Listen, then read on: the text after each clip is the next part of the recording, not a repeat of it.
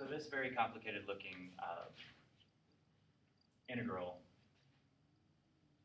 doesn't really play that much into this problem because what we're trying to do is find the critical points of this. So this is our big F function, but we're trying to find the critical points, which means we're taking the derivative of this function, right? So the fact that we can take the derivative of the function means that we can apply the fundamental theorem, right? Which in general looks like this when you have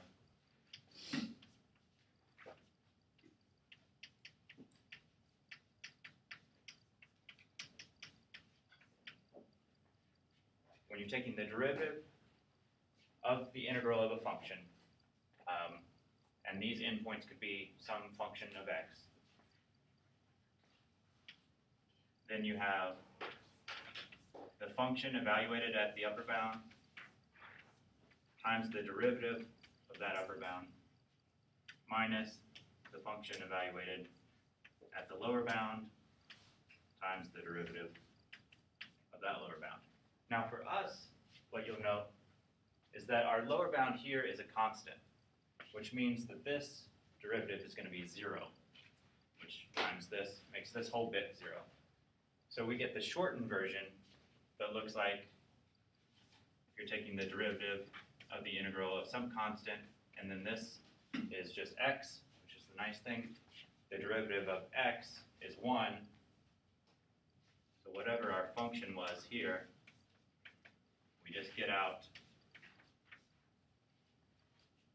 the function now evaluated at x. So that's actually what we're doing here. We have a constant, we have x, so then we need to see that it'd be x squared minus 1 e to the x cubed. Okay.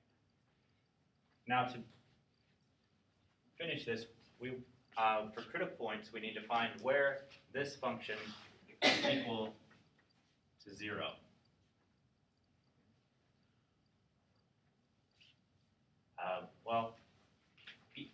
So the nice thing about this is it's almost in terms. We can actually simplify that a little, making that x plus 1, x minus 1, and then we have, okay. Now we have it completely factored.